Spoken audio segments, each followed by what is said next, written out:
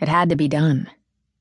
Fei Yen stood in the doorway and stared through the gloom at her father sitting at the table, his head down, his back bent by years of manual labor. His long queue draped listlessly over his shoulder, the end dangling in his untouched bowl of porridge. The silk overcoat he insisted on wearing morning, noon, and night was stained and torn. It was hard to believe he was once the commanding head of the family. Always well-dressed, always scheming, in charge of a hidden empire he'd built out of nothing. The man who'd taught her so much, good and bad.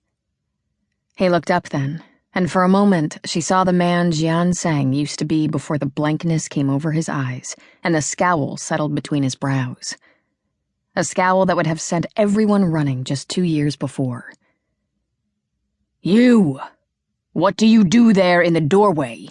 he rapped out in Chinese. The force of the words couldn't cover the fear behind the question. But the shoe was on the other foot, as the American said.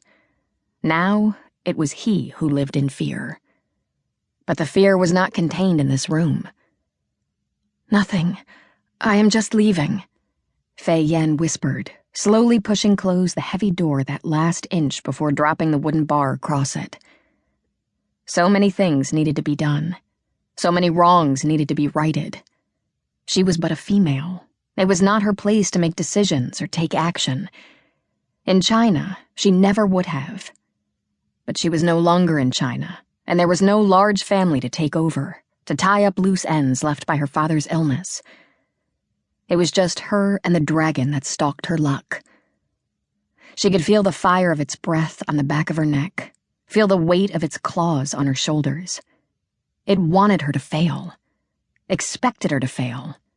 She was not even a son, just a worthless girl child of mixed ancestry. Or so it thought. Beyond the door, she heard her father begin his ritual of pacing and prayer. Soon it would switch to ranting and threats. Nighttime was always the worst. She touched the bar. Rough slivers bit at her fingertip.